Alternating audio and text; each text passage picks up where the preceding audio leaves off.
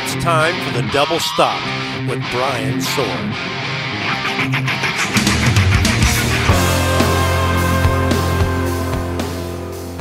Welcome to the Double Stop podcast. I'm Brian Sword. On this week's show, I'm talking to Oni Logan, singer for Lynch Mob and Dio Disciples. Now, this interview has a very different tone than any that I've ever done. Mainly because when we talked, Oni was at a Mexican restaurant with his girlfriend, model Ivy Ferguson. It's pretty loud, and it caused a little bit of chaos with the audio, but you can still understand what he's saying. Going into this conversation, there were areas that I anticipated things were going to get heavy, but Oni kept them pretty light and positive. There were also moments where things did indeed get heavy, and I didn't even see it coming. It made for an interesting conversation, which also includes details on the new Lynch Mob EP and who it's dedicated to. This is the story of Oni Logan, a singer whose career has taken many unexpected turns, much like this conversation.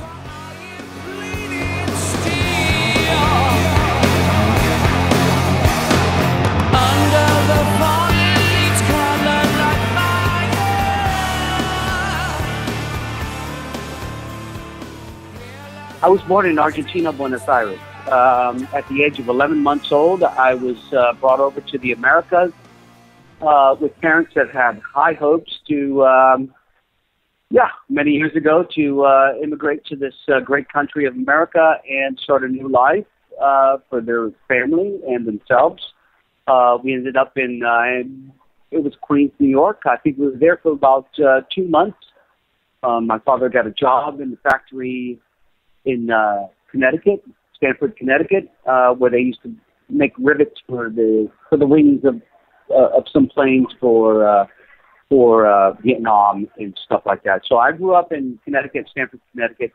I would say by the age of 12 months old until I was 9 years of age, and when 9 came around, they decided to move south to southern Florida, and we all migrated to the South Florida to FLA, and we arrived there, and it was pretty much for me. It was a Huckleberry Finn kind of lifestyle for me, swimming in the canals, jumping off bridges, exploring the canals, and being with alligators and all catfish and all that shit. I was one of those kids that ran around with shorts on, barefoot, no shirt on, kind of kid back then, and all the all the people that were down there at that time in that early 70s were people that migrated from the Bronx, from wherever it was, the cold white north, whatever it was, to come down to seek warmer temperatures.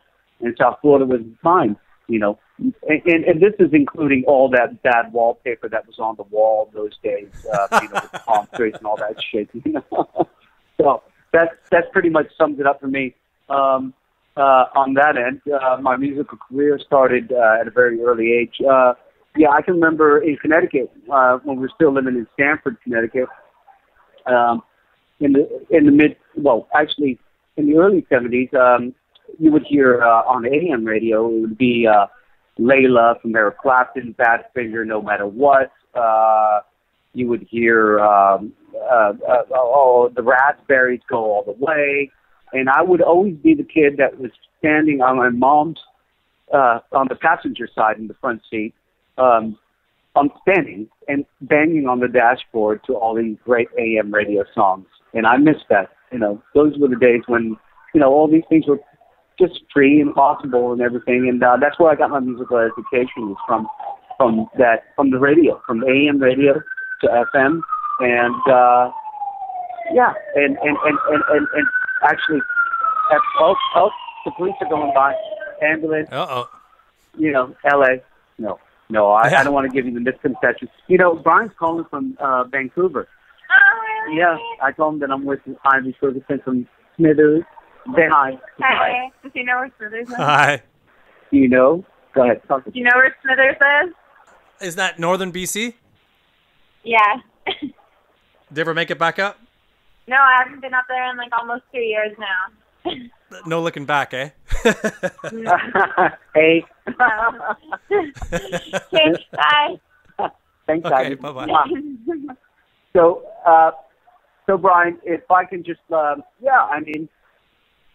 my life has been just a floodgate of just wonderful times listening to Rick Derringer in the mid-'70s with Vinny Appice actually on drums when Vinny started off his career as a drummer for Rick Derringer when he was 16. I don't know, I just grew up in the carnival of music at that time. Yeah. It was a great time. And what were early bands for you? Early bands for me was, well, I never was in a cover band. And I think that may have been actually a plus and an additive towards that I had to write music right from the get-go. Every band that I got involved with, for some reason, they didn't do covers. So they left it to me to kind of, this is your job. And every band that I got involved with right from the get-go, I was always the youngest guy, so they said, well, you got to learn how to write lyrics. So that's how it was put to me.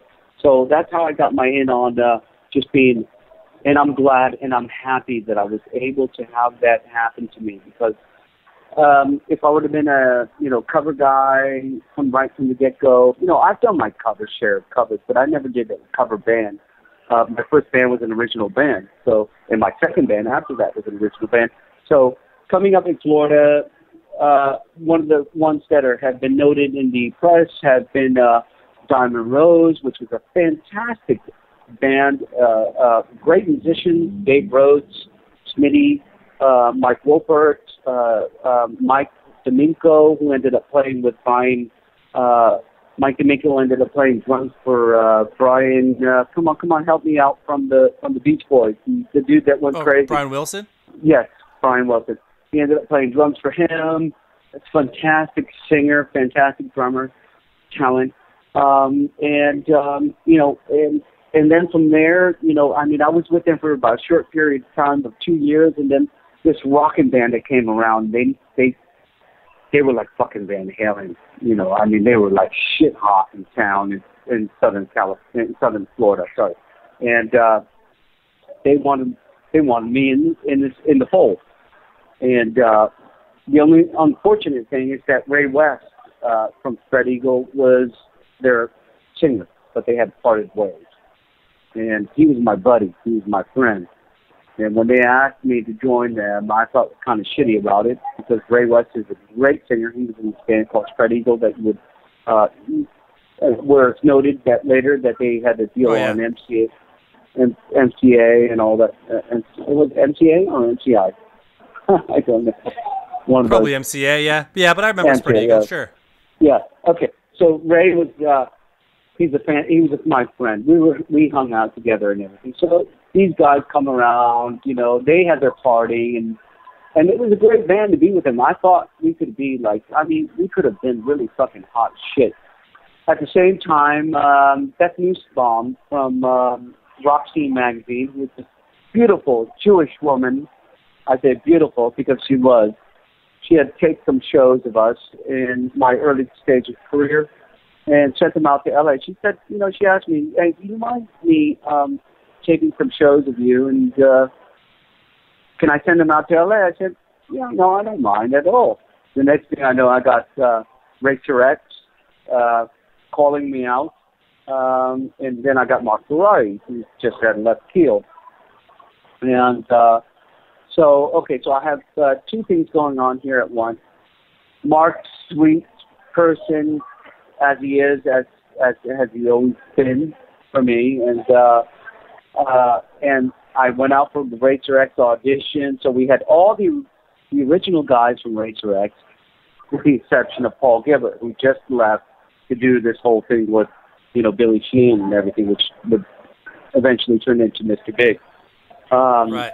Chris Arvon was taking over his place, and those guys were like, "Hey, dude, we want to offer you the job," and it was very nice of them to extend their invitation. But in the end, I ended up going with Mark Ferrari, and we had this band called Ferrari for a while, and shortly thereafter, arriving into town here in LA, I was doing some shows with them, and what had happened was that George Lynch just came out of Dawkins, and Mick Brown and they were looking for a singer for their new project.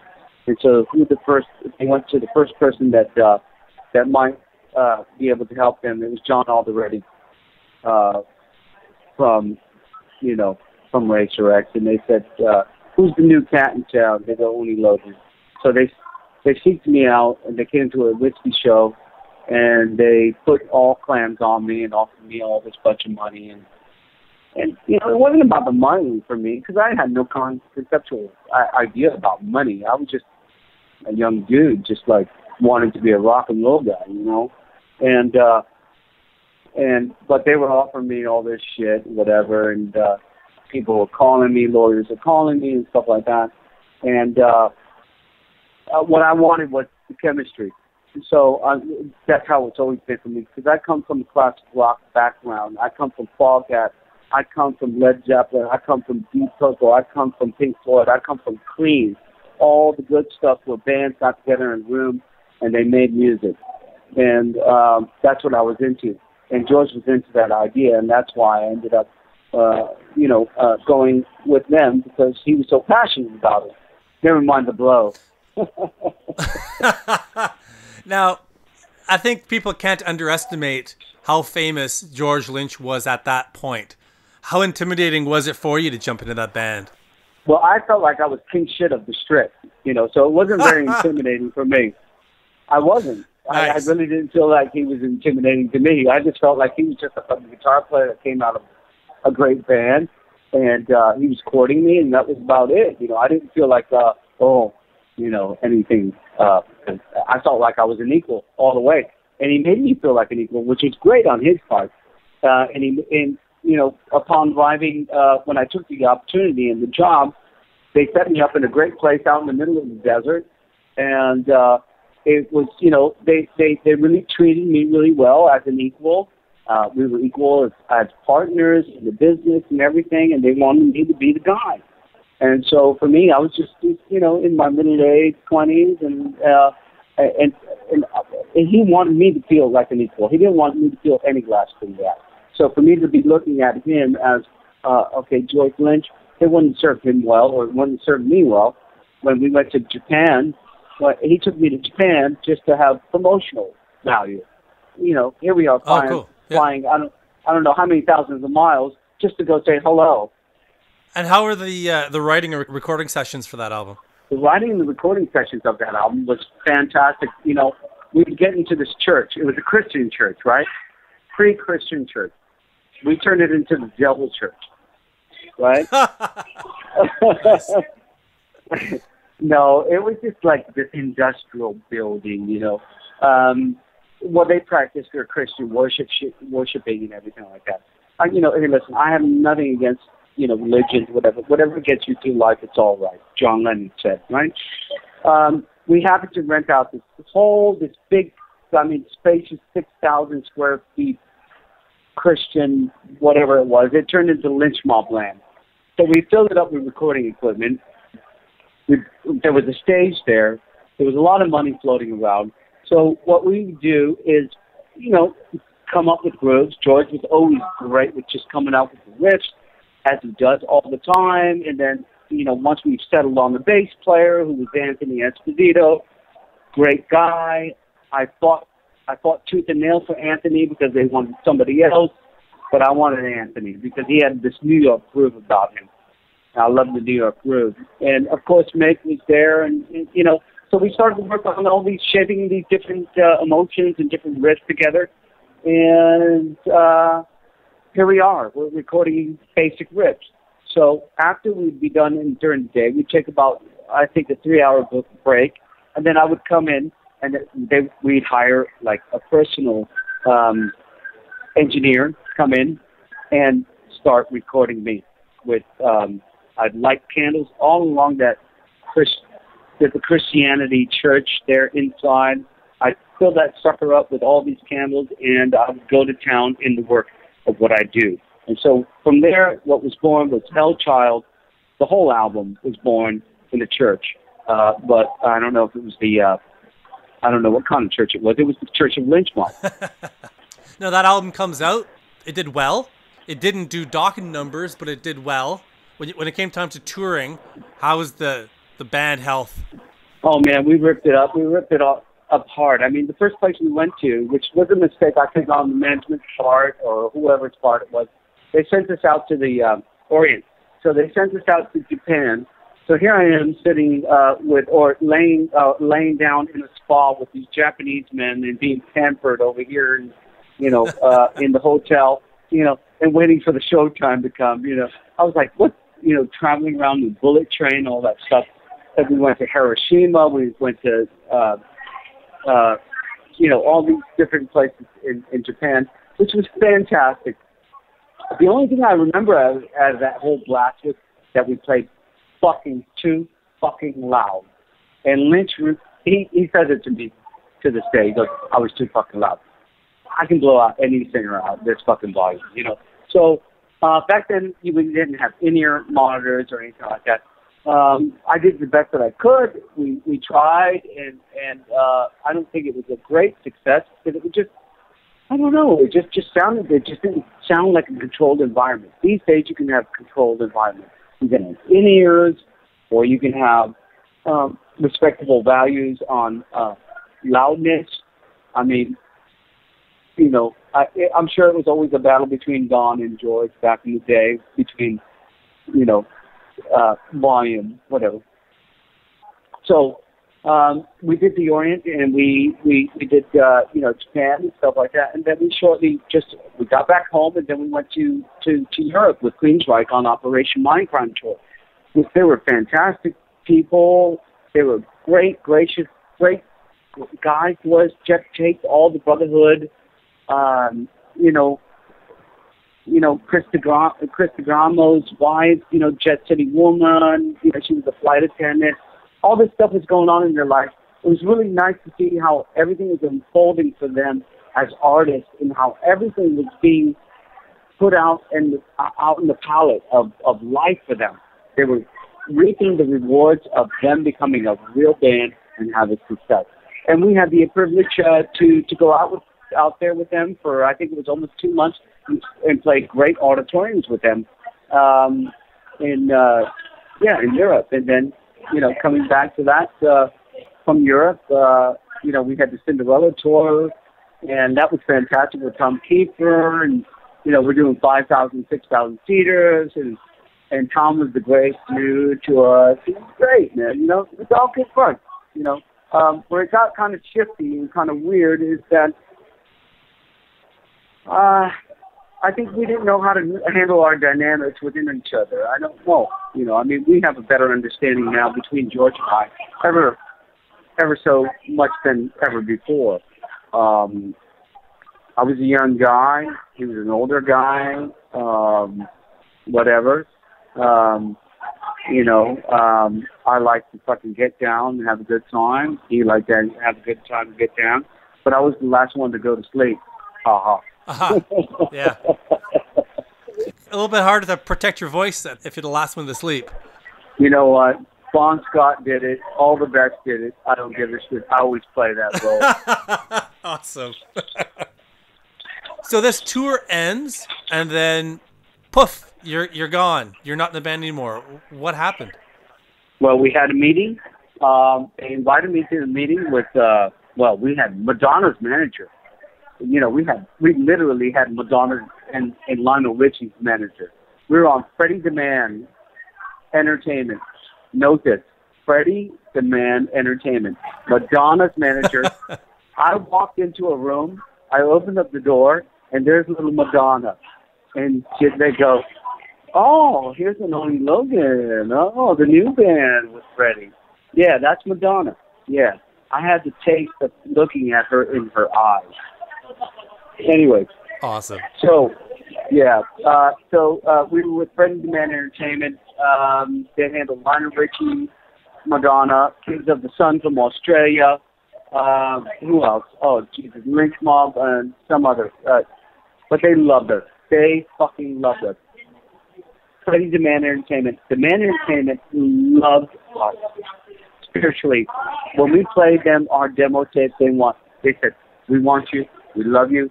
We think you're stars. We want you. That was the whole thing. And then when things started like, oh, the numbers are not adding up. It wasn't me, baby. It was the other two guys in the other band, in our band, going, oh, well, maybe we should look at new management. I'm like, no. We stick with the shit, man. We stick with these people that believe in this.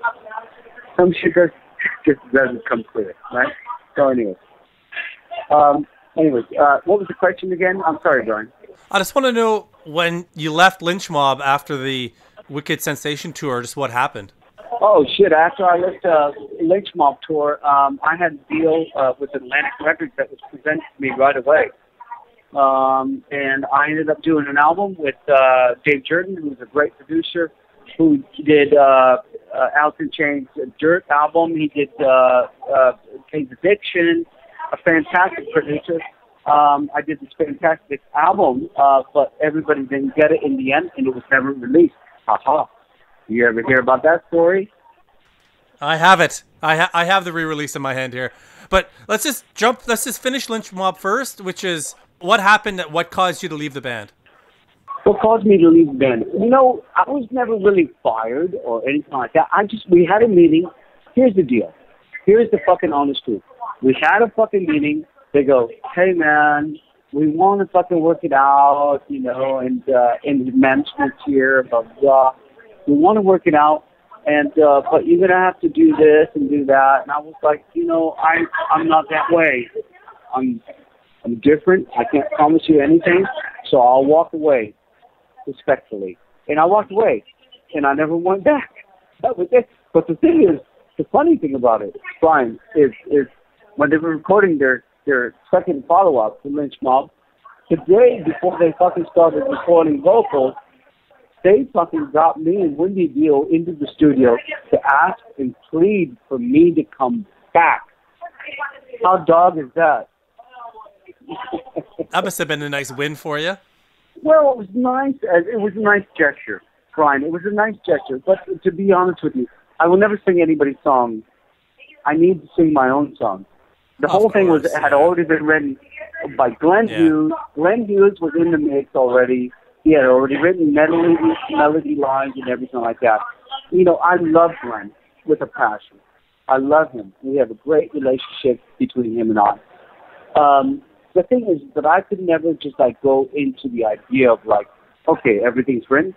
I wrote everything on Wicked Sensation, man. How can I ever fucking go back to fucking, how could I ever go to an idea of like somebody's writing to me and we have trumpets and horns in the second album? The Lynch Mob is not about fucking trumpet and horns. It's about fucking rock and fucking heavy shit, you know? Dark stuff. I don't know. Yeah. Beautiful stuff. Well, that album had a very unique sound, Wicked Sensation. It's Max Norman. Let me tell you what it is. Brian, it's Max Norman. Max Norman made it all happen, but the thing is that he recorded the rawness of each individual member of the band, which makes it a special entity within itself. I've had Max Norman on the show, and he's, you know, nothing but praise for that album. He loves the way that album sounds, and I agree. It sounds like nobody else. Hey, man, he played it for Lemmy the night that he shipped it off to get it mastered, and Lemmy gave him the approval. Lemmy was in the fucking studio there, fucking jamming out the fucking representation, all that shit. You know, brilliant. He was. Lemmy was there, man. It was great.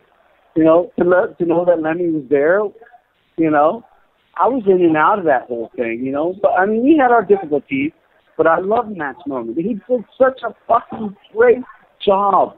He is the fucking man. He was the mastermind behind that whole fucking thing.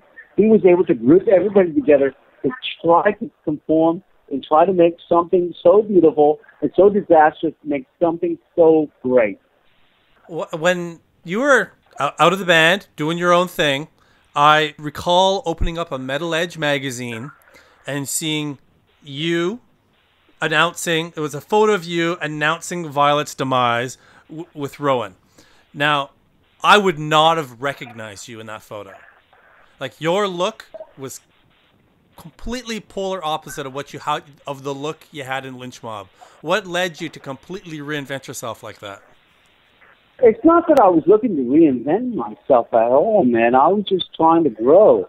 That's all. Plain and simple, Brian. I was just trying to grow. Which is fair, yeah. What happened with that record? Why didn't it get released?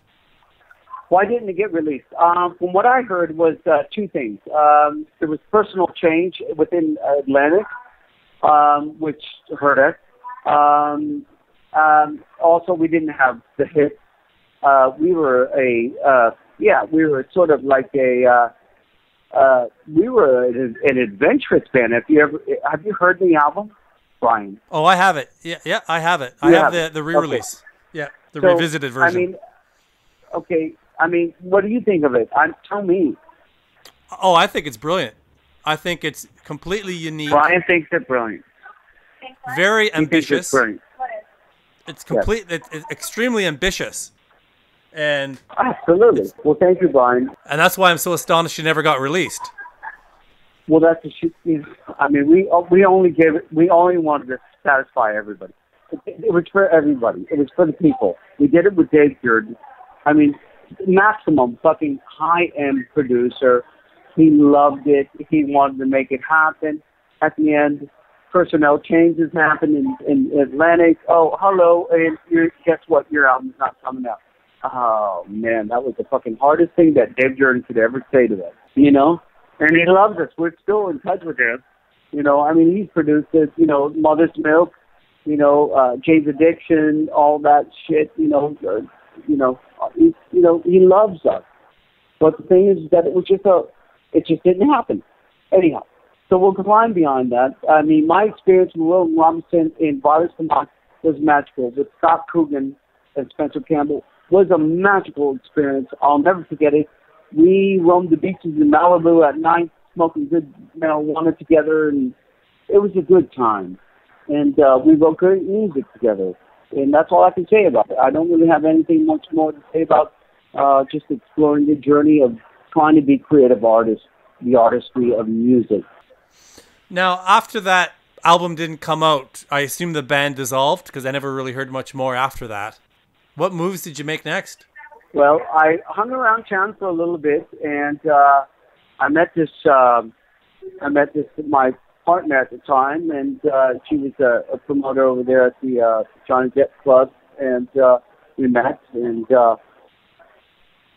shortly after, I had gotten her pregnant, and I decided, she was Swiss. She was from Swiss nationality and Swiss residency, and she said we were looking at a place to move to as far as the country. We had a couple ideas. Nebraska? No. Wyoming? No. She goes, what about Switzerland? I go, yeah, sounds good. So we'll move to Europe. So we ended up moving to Europe I ended up living in Europe for 7 years, in Switzerland on a mountaintop with pine trees that reached the sky. I was living in the painting. I had a beautiful dog, Gaucho, who I loved very much. And that was great for that time period. And then eventually, chapters in our life happened like a book. And things change, and so my daughter Delia still lives in Switzerland, and she's 12, and she's beautiful, and I love her so much, and my ex-wife is still trying to hound me for any penny that she can get, whatever, I don't know, Yeah. I don't know. I'm just trying to keep it cool with everybody, And now I have a great, great, great relationship with my new girl, Ivy Ferguson, and she's my girl, and I'm trying to make peace with everything, really. And you made a solo album while you were there, "Stranger in a Foreign Land." Tell me about that. Oh hell yeah! "Stranger in a Foreign Land" was a perfect time for me. "Stranger in a Foreign Land." I wrote everything on acoustic. Michael Voss, producer from Germany, from the north of Germany, had contacted me shortly after arriving into Europe. within 4 months of being there, I get this email, whatever it was. Hey man, I hear that you're in town. I hear that you're in Europe, and I wanna get together with you and write some songs, whatever. And I was like, fantastic. What do I need to do? And he goes, just fucking sit there with your recorder and write some songs. And I was like, okay, well, I don't know really how to do this. He goes, just get a simple tape recorder and get your acoustic guitar and write the songs. And so I did that. So what I would do is I started that. Fortunately, I had some great backers, Holger Kermer from Switzerland, who was my biggest believer, and he's such a beautiful guy. He backed up the money for me to go to Germany and everything. I had a host of great people that put me into a situation. And I was able to do a great album inviting many great musicians from here, from America, from Becca Bramlett, from Delaney and Bonnie Bramlett's daughter, Becca Bramlett, to Steve Lukather, to, well, of course, Don Airy. Don Airy, the master of deep purple keyboard playing. Steffi Stefan from Udo Lindenberg's band in Germany. I just had all these people that just wanted to extend their help. Of course, they all got paid many euros. I had a big budget. Yeah, that helps. Baby, I had a big budget. It must have been, after what happened with Violet's demise, it must have been nice to kind of be quietly, without pressure, trying to build, the album you wanted to make. I got crucified for that album. For Stranger in a Foreign Land. People are going, what the fuck happened to his voice, man? What the fuck? What the fuck happened to that? They just didn't get it. It was just I was trying to turn the leaf into just like I was living on a farm. I was living in a different time, maybe just trying to grow. I didn't want to feel like that I had to scream out every gesture that I had. I didn't want to have to feel that I had to scream out everything that I needed to say. That's all. Yeah. But the people didn't get it in the end, and I got crucified for that. So whatever it is, back to them, if I can only say a kind word to them, it's just to be kind and safe. It's like if you have a different chapter that happens in the book, okay, that marriage is over, or that time in your life is over, you're going on and you're moving to the hills. It's all about experiencing something different. For me, it was. I wanted to take on that challenge. It was like, okay, I don't mind just getting up and taking on somewhere else. You know what I mean? I'm that kind of explorer that, I'm willing to go. I'm willing to ride. You know what I mean? At some point, things kind of fall apart, and in terms of, I shouldn't say fall apart, but your time at Switzerland comes to an end, and you decide to come back to America. And it seemed very quickly you and George Lynch had kind of reconnected, and there was work on a new Lynch Mob. How was it rejoining Lynch Mob the second time? A little more grown up, like with years have passed. Well, let me tell you, Brian, it wasn't at some point. It was at all points. When George, Brian Tichy, and Robbie Crane came out to Europe to join me, I was a complete mess. It was 2 days prior to my wife asking me for a divorce. So things were pretty shitty on my part. So I met them in Germany for this European tour. And to be honest with you, I met them there, and we rocked every night, and we did our thing and everything. But I have to tell you, the noose was around my neck the whole time. I'm not one to feel any sympathy or want any sympathy, but I'll tell you, I'm very dangerous, or very maybe on the borderline of hey, look, here's the truth. You know what I mean? So that's why I'm talking to you right now, Brian. So what I'm saying to you is we did that European thing where I was hanging fights in the Badlands. Those guys got me through it. And the rest, there was nothing left for me to be back in Switzerland. So even though I have a few great friends over there, my family over here in the United States said, come on, come back home. And that's how I ended up coming back home. So, I mean, whatever it was, it is what it is. And now being, I think, 3 years plus being back here, everything's going great. Everything's going fine. I'm still having a great time. I love rock and roll with a passion, and I love making music, great music. I don't care what it is, but great music. I don't confine to any type of music because I never will. And that's just the truth. And that's the end of the story. Now, as I understand it, you're in 2 bands now. You got Dio Disciples, and you are back again into Lynch Mob. Yes. What's happening on both those fronts? Well, I'm always open to the Dio Disciples because I'm representing a great man who was very prominent in my life. He was the first rock and roll star, or anybody that the first rock and roll persona that I've ever met. And he was the sweetest man to the day he died. To me, he was my brother. He was my father.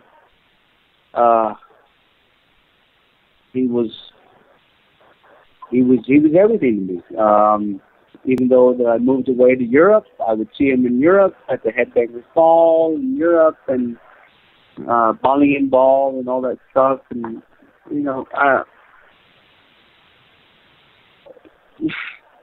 I don't know. I mean, to me, it's we suffered a great loss when Ronnie had passed away.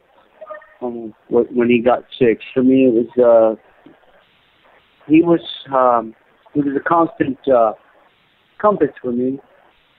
Sometimes I didn't like to hear what he said to me because he would say, why are you moving to Europe? What about your career? And I'm like, fuck my career. I want my life with my family. And he's like, and if your family should end, if your wife should actually take divorce, where you at? He's been through it all. He walked through the whole walk of life. He was just trying to kind of give me an insight. And I was like, so be it. And he goes, okay, kid, on your way. Yeah. So my relationship with Ronnie was very special just because that he was always a brother, but more so a father figure to me because I always looked at, my first demo in L.A. was produced by Ronnie James Dio. And he kicked the fucking holy shit out of me singing lines. He wanted me to sing that line and that line over and over again until he felt so satisfied. I'll never forget that. He was a perfectionist. He was the man. And also, he was a sweet man to my parents. He knew my parents. He knew my friends. He was a great, great, great, great, great, great, great man. So for me, being as a disciple, to have been asked as a disciple, is a great charge to my feelings because I'm keeping the legacy alive for him, or for Wendy, or for many. I'm just trying to do what I need to do when they call me. As soon as they don't call me, then it's a different thing, But as long as they call me, I'm there. I saw you guys on the Monsters of Rock cruise this year. I was on that cruise and I saw your show, and I don't think I fully understood Dio's Disciples until I saw a show, because the people ate it up. People loved it, and I really kind of got to see really the value in having that band continue on and continue the legacy. Are you amazed at the reception? Because it was really powerful to watch. Well, where could it ever go wrong playing Dio music or Black Sabbath music? I mean, those are some of the best crafted music, rock and roll songs of all time. Brian, Very really, true. I mean, who writes that kind of shit? That's true. Are you amazed that the fans are so happy to have his band carry on for him? You know what? I think Wendy loves the idea that we can just spread the love and keep continuing and spreading the love of Ronnie James Dio's music, everything that he had a part of with the Black Sabbath throughout the world. That's all that matters, because those songs are so well crafted, so imprinted in the classic rock mind of the classic rock listener mind. Why not? Why should it go away? I mean, come on, Heaven and Hell, whatever it might be, Holy Diver, to the next, Rainbow and the Dog. All these songs are staple songs in the classic rock library. That shit will go to the fucking moon. And what about Lynch Mob? What's going on? Like, I understand there's an EP. There's also a full length coming out. What's happening in the Lynch Mob camp? Oh, the Lynch Mob camp it's growing every time. Well, anyway, so we just finished the EP that will come out in October. It's going to be called Sun Red Sun. And we got some great songs on there. It'll be a total of 6 songs with the cover of Burning Sky from Bad Company. Oh, cool. And Sun Red Sun, that's a Badlands song. Is there any relation to that? There is. I was brothers with Ray. And it's just an extension of me saying Sun Red Sun second, He was a good dude. He was a great guy to me. When I arrived into L.A., he was a beautiful man to me. He was an unbelievable talent. So this Sun Red Sun is his extension for him. And this song, Sun Red Sun, is written. It's written in the idealism of that I'm speaking for him and I'm speaking for me. Sun Red Sun, shine on me forever, that kind of thing. So you'll hear it in the lyrics once you hear the song. So Ray is a dominant and principal meaning in the title of the album, yes. Oh, that's brilliant. And will you guys be touring it? I don't know. I really don't know what's going to happen here this year. I think the majority of things that are going to happen is in the beginning of the year. We're working on the 20th. I'm going in and starting writing with George again for a good 4 days, and we're good, man. George and I are great. We're cool, and everything's cool, and we're it's just like the whole thing. It's just mixing up the bag a bit, and we can never say goodbye forever. Between George and I, it's always a dangerous curve to us, but we always come back together at some point or another. That's all. It's interesting because you guys have such a long history, but you have rejoined and gone apart quite a few times. What is it about George that makes you two always come back? Oh man, it's true. It's his undeniable riffage. The riffage of the sexiness that he supplies to me that I get from no other. Did you hear my words? I did. I could never get it from any other. There is something special about that relationship. Oh, man. We have a special thing going on. It's been like that forever. Yeah. Like no other. And he agrees. And if you would ask him the same thing, it's like no other. Mm-hmm. It's just the way that it works. Somehow the energies and the synergies of what it's about, it works together. He evokes these riffs that just makes me want to fucking write. That's plain and simple. That's it. He's magical. He's a purist. He's a deep thinker in his thoughts. And I think he acknowledges me as the same. you know, when he tells me, oh man, that was a fucking great lyric, you know, man, fucking that's a great lyric, yeah. You know, I take that, you know, I take that and I run home with it. I'm like, yeah, that's great, because we're acknowledging each other, you know.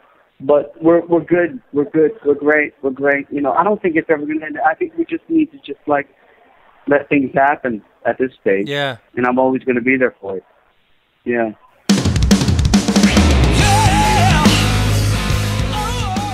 And that was my conversation with Oni Logan. Make sure you subscribe on iTunes and SoundCloud, and I'll see you next week.